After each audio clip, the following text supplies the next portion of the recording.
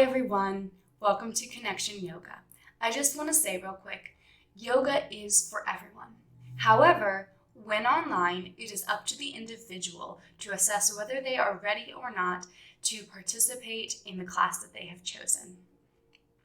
If you suffer from specific disease, illness, or injury, or are pregnant, it is important for you to consult with your physician before beginning. The practice of yoga requires that you, the practitioner, need to gauge the safety of your practice within your own personal and physical limitations. I'm not there, I'm not in your body, so I can't. You need to pay attention and act accordingly. It is always better for you to build up slowly rather than force or strain. While you might feel exertion throughout the practice, you should also feel relaxed. While you might feel some discomfort, you should never feel pain. The techniques and suggestions presented in the following content are not intended to substitute for proper medical care. Consult your physician before beginning any new exercise program. Connection Yoga assumes no responsibility for injuries suffered while participating in the yoga content. The user assumes all risks. With that, I can't wait to see you on the mat, and I'll see you there. Hey everyone, and welcome back to Connection Yoga's Pose Breakdown series. Today, we are breaking down an important aspect of a Vinyasa practice. It's not exactly a pose, but more of a dynamic transition between poses. And transitions can be really important. So we see in life, they can present a lot of potential challenges because things are moving, things are changing. But we can stay strong and focus throughout these transitions. So today we are breaking down the transition step to the top of the mat. So this in my mind is coming from either a plank or more likely a down dog position. So I'm going to demonstrate and then we are going to break down and talk about how you can start to do this and work towards it. So first, I'm going to get into down dog and demonstrate, and then you got to try along with me, okay? So it'll be a little bit of work. So make sure that you're a little warmed up before you do so. All right, so I'm going to step to the top of the mat. All right, now, I know I went quick. Don't worry, we're gonna break it down. So first I got into downward facing dog pose. Pause this video. If you haven't watched my down dog breakdown video, go back and watch it. It's less than 10 minutes. Break it down and then come back and we'll start moving on, okay? So, down dog, all right? Hips are square. Body is extended, core engaged, okay?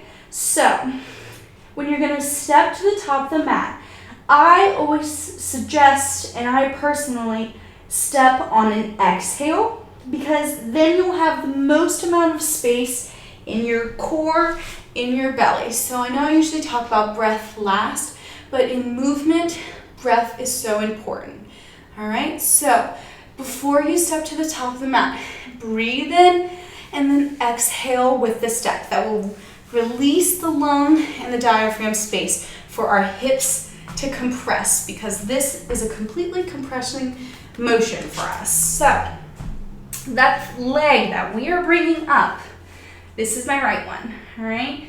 We want to bring it in as close to the core as possible. So you're gonna get into a plank sort of position, pressing your palms down, giving yourself the space that you can get to bring your foot through, okay? Because some people don't have equally proportional legs and arms and length, like myself. So I have to give myself all that space. The next thing that you'll feel is how tight your hips are. I'm not the most flexible in my hips, so this is something that I've had to really work on, because you don't want to step up, opening your hip, lifting it up to try and bring that foot in, okay? You want to keep it in line as best as you can to protect your low back and your hips as you step through.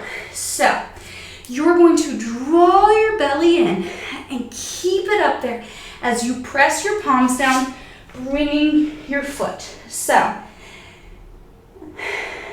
you can lift your leg before you do this, and it might give you a little bit more momentum to get that swing of that foot through.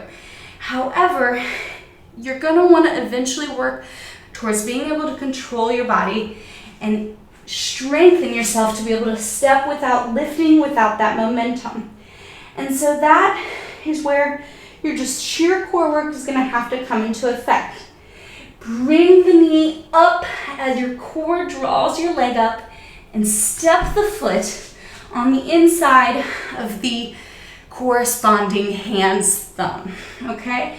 And that gives us space for our next foot to come up. So you're gonna press that foot down. As you compress, you don't have to swing the foot back like that, but I'm just demonstrating. Compressing that foot down, giving yourself the space to bring the next foot up, okay? So this does count on some flexibility. So if you need to take a couple more steps, so for example, when I first started doing yoga, take it down memory lane here, I could not get my foot directly to my hands like that. I just didn't have the flexibility. I just couldn't quite do it yet. And so this is what I did for a long time. You bring it up as close as you can to the foot. You put it down where you can, and then you grab your ankle and you move it the rest of the way, okay? Eventually you will get there. It's just about practice, okay? That's what yoga is. We have to keep working at it daily, keep working our bodies, and trying to stay strong through the movement and through our whole body as we're strengthening and breathing and all the good stuff. So I'm gonna break down one more time the 3 levels of getting into this step. So beginners, bring your foot up before you step. This will give you the momentum to bring your foot a little bit more to your belly without having to use your core strength to completely draw it in. All right, so next, moderate people, keep your foot down, but still give yourself a little push as you step forward off of your heels onto your hands. So all 3 points need to stay grounded, giving you that little lift to step up. Next, most advanced, and what we're all gonna try and work towards is just pulling it up with control and stepping it down. And as you can see, I'm still working on it. So it's something we're all working on together. I hope you learned more about this. Sorry if it was sort of rambly. It's not the usual thing of a static pose, but it's super important and we do it all the time. So just remember, keep your core engaged and try and keep your hips as square as you can. And don't beat yourself up too much. If your foot doesn't quite get there, just move it there and keep working. You gotta let it go and let the yoga do you, as they say. So that's it for this pose breakdown series. Let me know if you have any questions or comments. Like this video if you liked it, and I hope to see you next time on the mat for one of my awesome flows for my live practice on Wednesdays at 7 p.m. or just another pose breakdown where we learn together. So see you there.